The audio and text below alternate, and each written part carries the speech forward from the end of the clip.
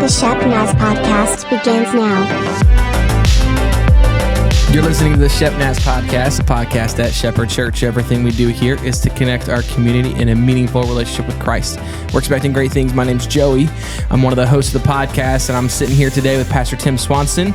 He was able to bring the word this past week, and we're continuing our series.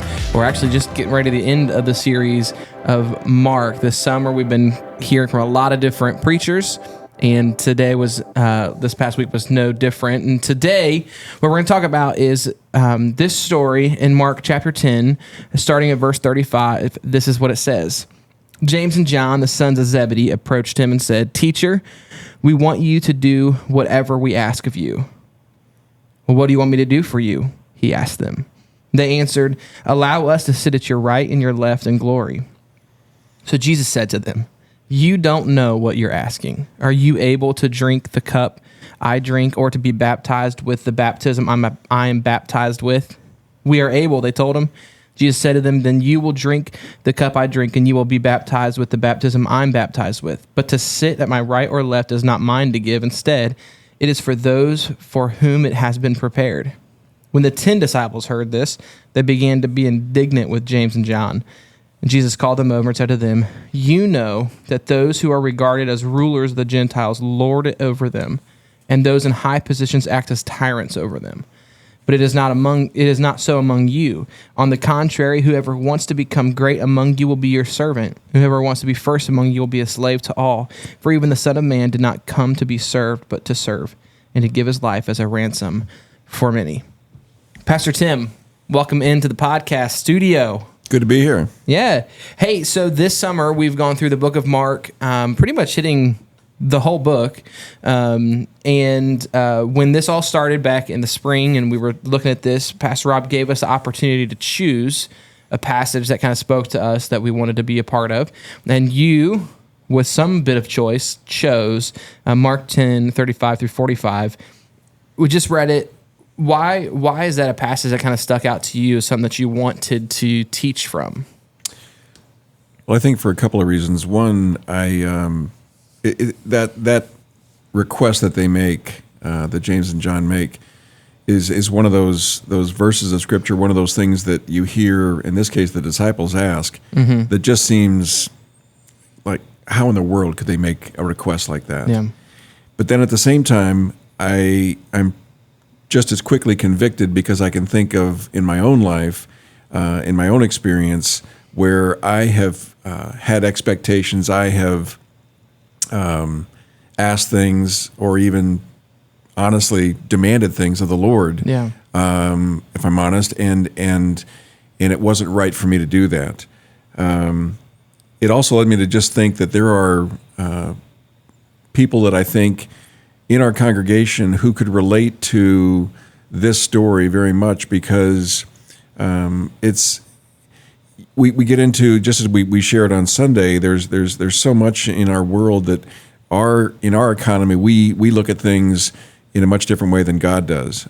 We look at things more based on seniority and experience and the kinds of things that the world says is important.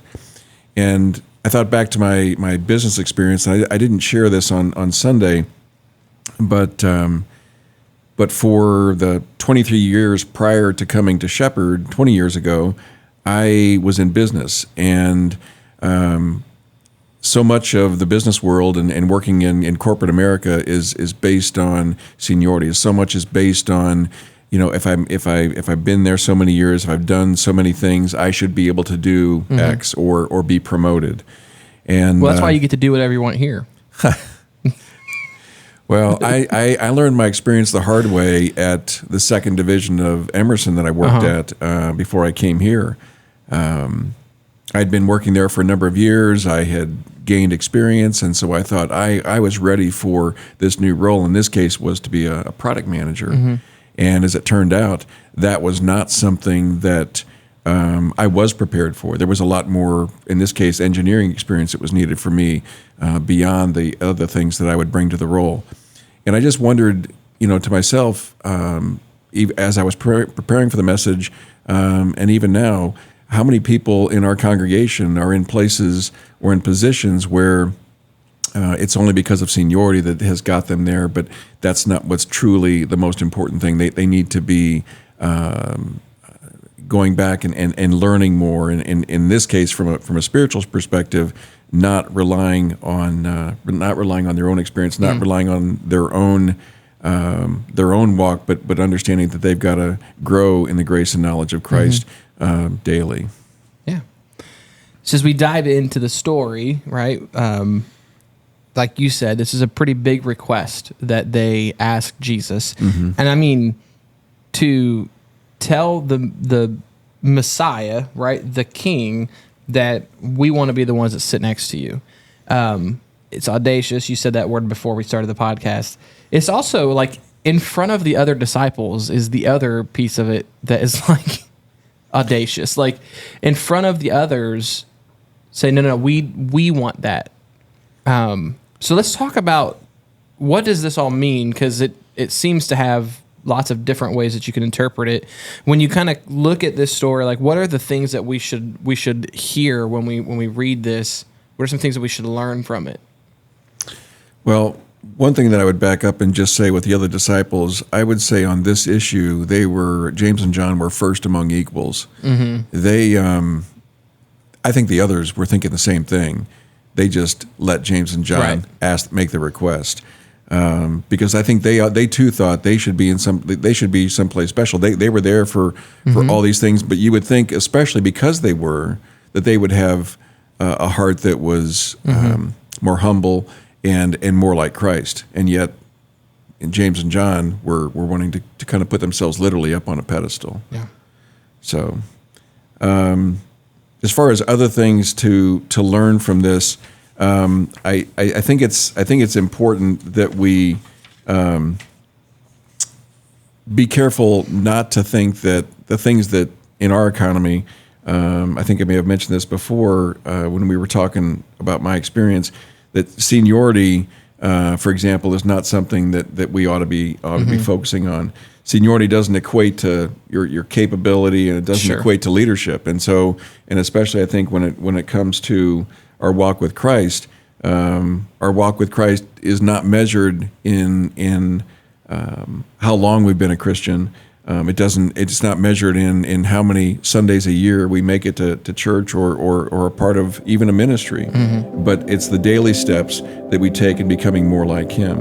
And our maturity in Christ is not based on seniority or position. It's measured by surrender, submission, and growth. Shepherd Church is holding a special baptism service at Creekside in Gehenna, Ohio on Sunday, September 10 at 4:30 p.m. Join us for this unique opportunity to publicly declare your faith in Jesus Christ. To sign up or learn more, go to shepnaz.org/baptism. Jesus made it pretty clear that to sit where He sits, that you have to experience what He's experienced. And I love the picture. You know, we call Jesus King. He's the right. We say that, but the problem is that you and we don't have good depictions of kings in history. Like when we look back at kings, we often think of tyrant rule. We think of just hoarding wealth. We think of all these different things, but the picture that Jesus paints of kingship is one of a servant. Right. Right. And I think the disciples were missing that here, because what they saw was a position of prominence. What Jesus is trying to get them to hear is this is a position of servanthood. Right. Like this is a position of lowliness. Right. That's what he said. I don't think you know what you're asking, is what he says to them. Well, they truly don't understand what they're asking, because the cup and the baptism he's talking about, the cup of his passion, what he's going to go through, the horrific things he's going to go through, that's how he defines the cup. But for them, they're thinking it's something tied more to like what you're talking about, an earthly kingdom that I'll have riches and I'll have all the power and I'll have the authority, and that's not what he's talking about. John chapter 13 goes into and when we share this on Sunday about when they're in the upper room and Jesus washes the disciples' feet, and that's the kind of serving that he's talking about. And I think what's a challenge, and I shared this story on Sunday, but it's we can be that kind of that servant as well, even when we don't feel like we might not necessarily have the gifts or the abilities to do what the disciples did in this case. For example, we tend to put the disciples up on a pedestal ourselves as being something greater. And as I shared in that story on Sunday, Debbie and I, when we were called to ministry many years ago, we initially thought we were going to be heading to the mission field. And as we were going through that process of training to be with that mission board, I remember sitting in this room with these other folks who all had MDivs. They had masters in divinity degrees. They had all of this incredible training in the Bible and so many other gifts that I didn't think I had. But I remember this person stood in front of the room as they were directing us and guiding us and teaching us and said, there's a tool belt that you're going to take to the mission field. And on that tool belt, the two most important things that you can take are a towel and a basin. And I thought to myself, for the first time, yes, I would learn some of these other things later. I would go through and get Bible training more so than I had at the time. But what I could take right now was a towel and a basin. And I think that's something that we need to take away from this, that with a towel and a basin, that alone, we can serve others. We can do the kind of work that God's called us to do, and not have the thought that we've got to have some position greater than that. That's good. And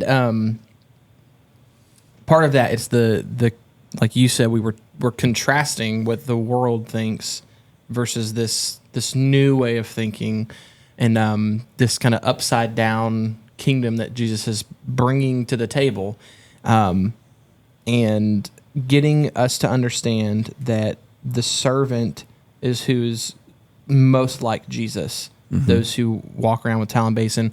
When I showed up at a church in the Jacksonville, Florida area, a tradition that they had was all first-time board members and all staff people, a gift that they received when they began their ministry was a towel and a basin, to just put in your office, put where you're going to see, just to remind that is what it looks like to serve Jesus. It's not a plaque. It is a lowly towel and basin. And it's left a mark because that's what Jesus is getting at here.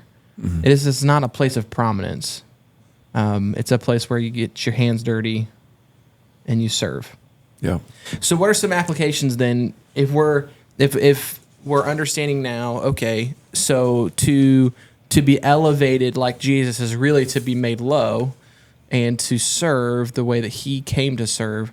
It was an application for us in our everyday lives to put this into practice. Well, I think first thing I would do is I would suggest folks ask what they can do, whether if there's something here at Shepherd, at the Johnstown campus or the Gahanna campus. If there's something, if there are folks that are watching online, we have online opportunities as well to be able to serve. If you don't know what your gifts are, we have a way of being able to help people identify what those gifts are, and then identify what their passions are, and then put those together to find out, okay, can we take those gifts, those passions, and this need that we find it's either whether it's something here on campus or maybe it's something that's away from our campus, one of our campuses, where they can put those things into practice. Yeah, great. Well, thank you for being a part of the podcast today and for bringing the word this weekend. It's been a great summer. If you've missed any of the messages from the book of Mark, you can find them. It was a great summer. We're looking forward to the fall. But my thanks to Pastor Tim for joining us on today's podcast. If you have any questions, any comments, you can get a hold of us, podcast@shepnaz.org. You can find out all about what's happening at Shepherd through our website, through the app. My name's Joey. Thanks for listening. We want you to have a great day. This podcast is a production of the Shepherd Church of the Nazarene, Gahanna, Ohio. Email to podcast@shepnaz.org and let us know what you think.